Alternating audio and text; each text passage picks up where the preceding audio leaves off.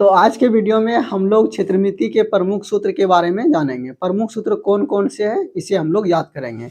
हम लोग इसी क्रम में आते हैं। पहला त्रिभुज, ये त्रिभुज है। त्रिभुज में ये भुजा है, 3 भुजा है और इसको क्या बोलेंगे हम लोग? कोण बोलेंगे।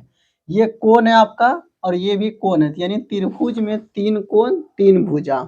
और ये सभी क्या है? BC, AC और AB, ये सभी क्या है? भुजा है। तो त्रिभुज में 3 भुजा 3 कोण, क्षेत्रफल बराबर सूत्र क्या होता है? 1/2 आधार गुना ऊंचाई। ऊंचाई और शीर्षलम एक ही चीज है, तो 1/2 आधार गुना ऊंचाई कहिए या तो 1/2 आधार गुना शीर्षलम। दूसरे रूप में इसको ऐसे बोलेंगे 1/2 B गुना H। ठीक है। त्रिभुज का परिमाप बोले, परिमिति बोले, परिधि बोले, एक ही चीज है। परिमाप का मतलब हुआ सभी भुजाओं का योगफल। तो भुजा 3 गो होता है तो तीनों भुजा को जोड़ दीजिए। अब इसमें देखिए, यहाँ पर 1 भुजा 2 भुजा 3 भुजा, तो सबको जोड़ देंगे तो परिमाप निकल जाएगा। ये त्रिभुज की भुजा है। अब इसमें से आते हैं समबाहु त्रिभुज। समबाहु त्रिभुज का क्षेत्रफल बराबर सूत्र क्या होता है? √3/4 भुजा स्क्वायर।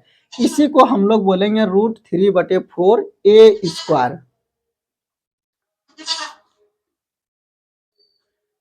समद्विबाहु त्रिभुज का क्षेत्रफल बराबर सूत्र क्या होता है? √3/4 भुजा स्क्वायर। इसी को हम लोग बोलेंगे √3/4 A स्क्वायर, यानी A क्या है? तो भुजा है। अब समद्विबाहु त्रिभुज, इसको आप लोग ठीक से याद करेंगे ताकि इसका प्रयोग जो है हमेशा नहीं होता, इसीलिए ये भूल जाने वाले सूत्र हैं। तो समद्विबाहु त्रिभुज का क्षेत्रफल बराबर सूत्र क्या होता है? A/4 √4B square minus A square. यहाँ जो आप देख रहे हैं A और A, ये समान भुजा है और B क्या है? जो अलग भुजा है। मतलब दो समद्विबाहु त्रिभुज में 2 भुजा एक समान रहेगा, एक भुजा अलग रहेगा। तो वो समान भुजा वाला कौन है? A है, और इससे जो भिन्न भुजा है वो B है। तो समद्विबाहु त्रिभुज का क्षेत्रफल बराबर सूत्र हो गया A/4 4B square minus A square. ठीक है। उसके बाद हम लोग चलेंगे दूसरे नंबर आयत पर। आयत का पहले हम लोग फिगर देख लेते हैं, इसको आयत बोलेंगे। ठीक है। आयत में 4 भुजे होते हैं, 4 कोण, जितना भुजा उतना कोण। आयत में इसको क्या बोलते हैं? लंबाई बोलते हैं। इसको क्या बोलते हैं? चौड़ाई बोलते हैं। और ये जो बीचे बीच मिला हुआ है इसको विकर्ण बोलते हैं। तो ऐसा 2 बार मिलेगा, एक बार इधर से एक बार इधर से। तो आयत में 2 विकर्ण होते हैं और लंबाई होते हैं, चौड़ाई होते हैं। आयत की पहचान क्या है? वैसा चतुर्भुज जिसके चारों कोण 90 डिग्री हो उसे क्या बोलेंगे? आयत बोलेंगे। और प्रत्येक भुजा जो है आमने सामने की भुजा समांतर और बराबर हो, यानी कि ये 10 सेंटीमीटर है यहाँ से यहाँ तक, तो ये भी 10 होगा। ये 5 है तो ये भी 5। तो प्रत्येक को 90 डिग्री आमने सामने की भुजा समांतर हो, ठीक है, और बराबर हो। आयत का क्षेत्रफल, तो आयत का क्षेत्रफल बराबर सूत्र होता है लंबाई गुना चौड़ाई। इसी को दूसरे रूप में बोलेंगे लंबाई गुना चौड़ाई, L गुना B। आयत का परिमाप, परिमाप का मतलब अभी आपको जस्ट बताएं कि भुजाओं का योगफल। भुजा जोड़िएगा तो ये L होगा तो ये भी L होगा, ये B तो ये भी B। ये 2 गो L होगा, 2 गो B होगा, तो 2 × L + B। कमरा, जिसको हम लोग घर बोलते हैं, घर के चारों दीवारों का क्षेत्रफल, ये सूत्र कभी कभी आता है। इसका क्षेत्रफल यानी कि इसका क्षेत्रफल क्या होता है? 2 × L + B गुना H। आयत का विकर्ण, आयत का विकर्ण जो ये आप देख रहे हैं ये विकर्ण है, ये भी विकर्ण है। तो दोनों विकर्ण का एक ही सूत्र होता है √L² जोड़ B²। विकर्ण आपस में आयत की समान होते हैं। अब हम लोग इसके बाद चलेंगे चतुर्भुज का क्षेत्रफल। आप लोग इसे नोट करें।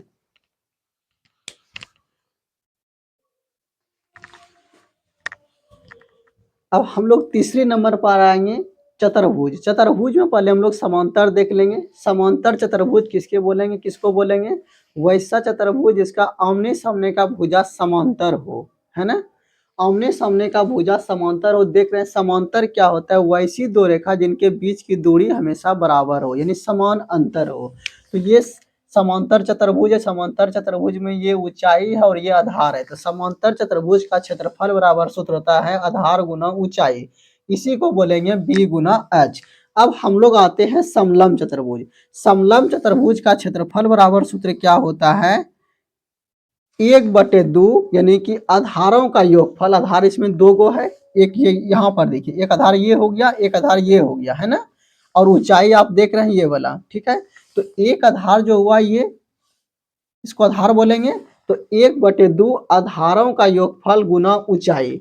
तो ये समलंब चतुर्भुज का क्षेत्रफल का सूत्र हो गया। इसी को हम लोग बोलेंगे 1/2 a + b गुना h।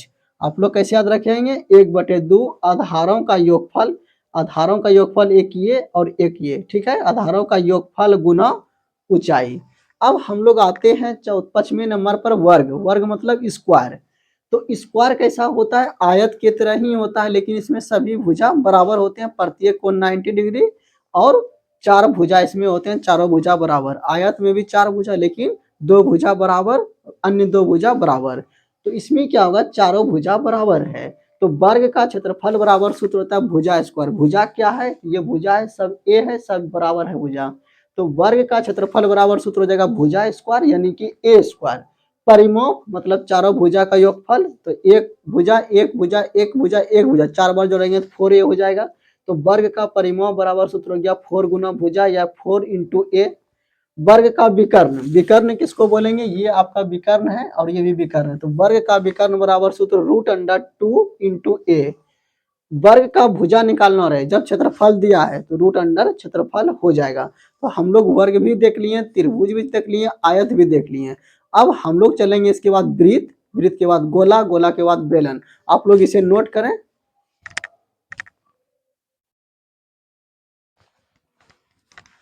अब हम लोग वृत्त में आएंगे। वृत्त का आप लोग पहले ये देख लीजिए, ये वृत्त की आकृति है। वृत्त में क्या क्या होते हैं? ये वृत्त का बीच में जो है सेंटर, इसको केंद्र बोलेंगे। और ये जो टेढ़ी मेढ़ी लंबाई या कर्व रेखा है, इसे हम लोग परिधि बोलते हैं। और केंद्र से अगर यदि परिधि को कोई रेखा मिला रही है, सीधी रेखा, तो उसे त्रिज्या बोलते हैं। तो केंद्र से इधर भी परिधि को मिला रही है तो इधर त्रिज्या। अगर यदि 2 त्रिज्या मिलके वृत्त का व्यास बन जाता है, ठीक है, 2 त्रिज्या को मिलाएंगे तो वृत्त का व्यास बन जाएगा। यानी व्यास क्या है? वैसी जीवा जो वृत्त के केंद्र से होकर गुजरे, यानी वैसी रेखा जो वृत्त के केंद्र से होकर गुजरे उसे व्यास कहेंगे। तो d बराबर देखिए आप लोग 1r 2r हो गया। तो इसको हम लोग पाई पढ़ेंगे, पाई का मान 22/7, ये परिधि हो गया। अब हम लोग चलते हैं व्यास पर। तो वृत्त का व्यास बराबर 2 गुना त्रिज्या, यानी त्रिज्या की दुगुनी होती है व्यास। यहाँ पर देखिए, इतना से यहाँ तक आधा त्रिज्या, एक त्रिज्या एक त्रिज्या, 2 त्रिज्या हो गया। और टोटल को हम लोग क्या कहेंगे? व्यास कहेंगे। तो वृत्त का व्यास बराबर 2 गुना त्रिज्या, या तो बोलिए आप लोग 2r। वृत्त का क्षेत्रफल बराबर सूत्र क्या होता है? πr², ठीक है। परिधि बराबर सूत्र क्या होता है? 2πr। परिधि क्या है? ये जो टेढ़ा मेढ़ा लंबाई देख रहे हैं, ये ऐसे कर्व रेखा, इसी की लंबाई यानी कि कुल लंबाई को हम लोग परिधि बोलते हैं। परिधि, परिमाप, परिमिति सब एक ही चीज है। अब हम लोग आएंगे वृत्तखंड। अगर यदि ये वृत्त है, इसको कहीं से भी काट देंगे तो एक भाग बड़ा बनेगा, एक भाग छोटा बनेगा। तो बड़ा वाले टुकड़े को वृत्तखंड, छोटे वाले टुकड़े को लघुखंड, बड़े वाले को दीर्घखंड। क्या बोलेंगे? दीर्घखंड। दीर्घ मतलब बड़ा, खंड मतलब टुकड़ा, लघु मतलब छोटा, खंड मतलब टुकड़ा। अगर यदि वृत्त को कहीं से भी काटिएगा तो एक भाग बड़ा होगा, एक भाग छोटा होगा। तो बड़े वाले को दीर्घखंड, छोटे वाले को लघुखंड। अब हम लोग आते हैं ये अर्धवृत्त। तो अर्धवृत्त का क्षेत्रफल बराबर सूत्र क्या होता है? πr²/2। पूरा वृत्त का क्षेत्रफल πr², आधा वृत्त का क्षेत्रफल πr²/2। अब हम लोग आएंगे अर्धवृत्त की परिधि। अर्धवृत्त की परिधि देखिए, ये जो लंबाई है ये आपका हो गया πr, ठीक है। और यहाँ से यहाँ तक जोड़ेंगे ना तो r, और यहाँ से यहाँ तक r, 2r, यानी कि πr और 2r मिलके क्या हो जाता है? त्रिज्या। तो अर्धवृत्त की परिधि बराबर सूत्र होता है πr + 2r, या तो πr + d। अब हम लोग चलते हैं त्रिज्यखंड। त्रिज्यखंड क्या है? दो त्रिज्याओं के मिलने से जो क्षेत्रफल बनता है वृत्त में, उसे क्या बोलेंगे? त्रिज्यखंड, त्रिज्या खंड, यानी त्रिज्या से जो खंड बना है, ठीक है। तो ये त्रिज्या, ये भी त्रिज्या, जो रंगा हुआ भाग है, ये सब का भी ये क्या है? त्रिज्यखंड है। तो ये सभी जो क्षेत्रफल है, ये सभी जो भाग है वृत्त का, क्या कहलाता है? त्रिज्यखंड। तो त्रिज्यखंड का क्षेत्रफल बराबर सूत्र हो जाएगा πr² θ/360। ये थीटा कौन सा है? यहाँ पर जितना डिग्री का कोण बनाएगा। तो ये आकृति किसकी है? त्रिज्या खंड की, यानी त्रिज्या के द्वारा जो खंड बनेगा उसे त्रिज्या खंड कहेंगे। अब हम लोग आते हैं चाप क्या है। तो परिधि का कोई भी एक भाग को हम लोग चाप बोलते हैं। चाप इसको बोलेंगे, यहाँ पर देखिए यहाँ से यहाँ तक कि लघु चाप हो गया, ऊपर वाला दीर्घ चाप। ठीक है। अब चाप की लंबाई बराबर सूत्र पाई आर बटे 180 डिग्री। ठीक है, तो ये सूत्र है। अब हम लोग आते हैं कुछ और सूत्र याद करते हैं। अगर यदि ये वृत्त है, वृत्त में कोई त्रिभुज बन रहा है, तो ये टोटल तो हो गया त्रिज्या खंड, और त्रिभुज को अगर ये हटा देंगे तो ये क्या बनेगा, वृत्त खंड, है ना। यहाँ पर देखिए वृत्त खंड यानी लघु खंड बनेगा वो। तो यहाँ से अगर यदि वृत्त के अंदर कोई त्रिभुज हो तो उसका क्षेत्रफल बराबर सूत्र होता है 1/2 आर स्क्वायर साइन थीटा। तो आप लोग समझ गए होंगे, वृत्त के अंदर त्रिभुज का क्षेत्रफल बराबर सूत्र कौन सा लगाएंगे, 1/2 आधार यानी कि आर स्क्वायर साइन थीटा। ठीक है, तो अब हम लोग त्रिभुज के बाद कहाँ चलेंगे, त्रिभुज के बाद हम लोग वृत्त पढ़ लिए, वृत्त के बाद त्रिज्यखंड पढ़ लिए। अब हम लोग इसके बाद चलेंगे बेलन पर, फिर शंकु, फिर गोला, उसके बाद क्षेत्रमिति हम लोग का खत्म हो जाएगा, फिर घन घनाभ पढ़ेंगे। आप लोग इसे नोट कीजिए।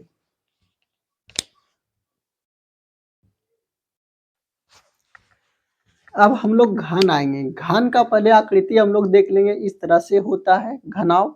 ये है घन, घन पर ये घन की आकृति है, घन इस टाइप का रहेगा और घनाभ इस तरह का रहेगा। तो घन का आयतन बराबर सूत्र क्या होता है, भुजा क्यूब यानी एक क्यूब। घन का पृष्ठीय क्षेत्रफल बराबर 6a स्क्वायर। घन का आयतन बराबर √3a।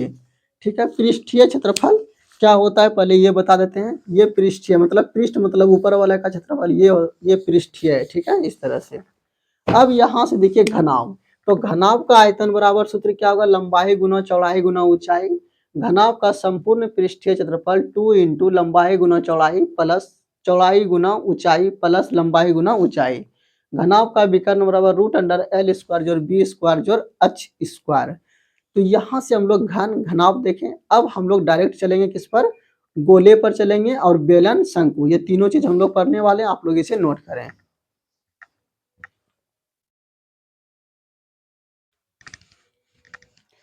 अब हम लोग बेलन पर आएंगे, बेलन के बाद फिर शंकु। तो ये बेलन की आकृति है जिसको हम लोग ड्रम की तरह देखते हैं। ये बेलन की आकृति है, बेलन में इसको ऊंचाई बोलते हैं, ये त्रिज्या, ये भी त्रिज्या। ठीक है, तो बेलन का आयतन यानी भी बराबर सूत्र क्या होता है, पाई आर स्क्वायर एच। बेलन का वक्र पृष्ठीय क्षेत्रफल 2 पाई आर एच। वक्र पृष्ठीय क्षेत्रफल में ये जो ढक्कन होता है नीचे वाला पेंदी और ढक्कन, ये शामिल नहीं है। जैसे कि मान लेते हैं कि ये जो है बेलन है, तो बेलन के वक्र पृष्ठीय क्षेत्रफल में ये वाला भाग और ये वाला भाग शामिल नहीं होता है, सिर्फ ये वाला भाग शामिल होता है चारों तरफ से। ठीक है, वृत्ताकार भाग। अब उसके बाद हम लोग देखेंगे बेलन का संपूर्ण पृष्ठीय क्षेत्रफल, यानी पेंदी वाला को भी जोड़ देना, ऊपर वाला ढक्कन और नीचे वाला पेंदी, 2 pi r into r plus h. इसके बाद शंकु, शंकु इस टाइप का होता है। शंकु में इसको तिरछी ऊंचाई, इसको ऊंचाई बोलेंगे, इसको आर बोलेंगे। और ये 90 डिग्री की तरह यहाँ पर केंद्र पर 90 डिग्री होता है, यानी कि ये जो है समकोण त्रिभुज बनता है। एक समकोण त्रिभुज, दो समकोण त्रिभुज। तो यहाँ समकोण त्रिभुज का सूत्र हम लोग लगाएंगे। तो शंकु का आयतन बराबर सूत्र 1/3 पाई आर स्क्वायर एच। शंकु का वक्र पृष्ठीय क्षेत्रफल, वक्र में ये जो वाला भाग है इसको नहीं लेना है। वक्र पृष्ठीय क्षेत्रफल बराबर पाई आर एल। शंकु का संपूर्ण, संपूर्ण में मतलब पेंदी भी लेना है, तो शंकु का संपूर्ण पृष्ठीय क्षेत्रफल pi r into r plus l. अब यहाँ से देखिए शंकु की इसको तिरछी ऊंचाई बोलेंगे। तो ये समकोण त्रिभुज है, तो ये कर्ण हो गया। तो समकोण त्रिभुज में कर्ण बराबर सूत्र क्या होता है, लंब का स्क्वायर जोड़ आधार का स्क्वायर। तो यहाँ से आपको ये समकोण त्रिभुज, ये समकोण त्रिभुज, ये हो गया कर्ण, ये हो गया ऊंचाई यानी लंब, और ये हो गया आधार। इस तरह से होता है। शंकु की तिरछी ऊंचाई एल बराबर √H स्क्वायर जोड़ आर स्क्वायर। एच बराबर पूछेंगे आपसे, तो √L square minus R square. अगर आर बराबर पूछा जाए तो √L square minus H square. तो यहाँ से हम लोग बेलन और शंकु देखें, इसके बाद हम लोग छिन्नक और बाल्टी देखेंगे, फिर हम लोग गोले पर आ जाएंगे। आप लोग इसे नोट करें।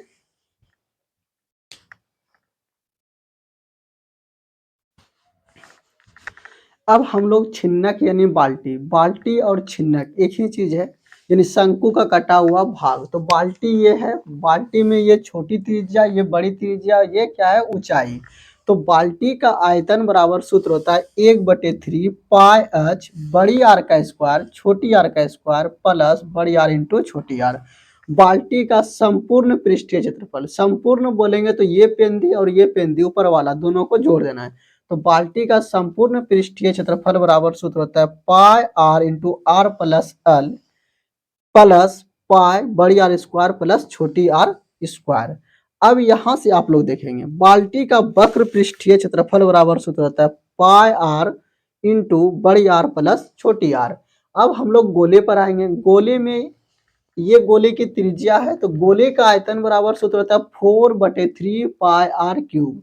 गोले का संपूर्ण बोले या पृष्ठीय बोले एक ही चीज है। तो गोले का संपूर्ण पृष्ठीय क्षेत्रफल सूत्र क्या होता है पाई आर स्क्वायर। अब ये अर्धगोला है, अर्धगोले की ऊंचाई और त्रिज्या दोनों बराबर होते हैं। तो अर्धगोले का आयतन 2/3 पाई आर क्यूब, इसका 4/3 तो इसका 2/3। अर्धगोले का वक्र पृष्ठीय क्षेत्रफल बराबर सूत्र क्या था 2 पाई आर स्क्वायर। अर्धगोले का संपूर्ण पृष्ठीय क्षेत्रफल बराबर सूत्र क्या होता है 3 pi r square, 3 pi r square. तो ये आज के वीडियो में हम लोगों ने देखा कि संपूर्ण सूत्र यानी क्षेत्रमिति से संबंधित जो भी महत्वपूर्ण सूत्र हैं इसको हम लोगों ने कवर किया। तो उम्मीद है कि क्षेत्रमिति में अगर आप लोग इतना सूत्र याद रख लेते हैं तो ये काफी है। ठीक है, लगभग सभी क्षेत्रमिति सूत्र हम लोगों ने कवर किया। तो आज के वीडियो में हम लोगों ने क्या देखा, संपूर्ण क्षेत्रमिति सूत्र देखें जिसका उपयोग हम लोग क्षेत्रमिति बनाने में पृष्ठीय क्षेत्रफल निकालने में करेंगे। ये सूत्र हर क्लास के बच्चों के लिए इम्पोर्टेंट है। धन्यवाद।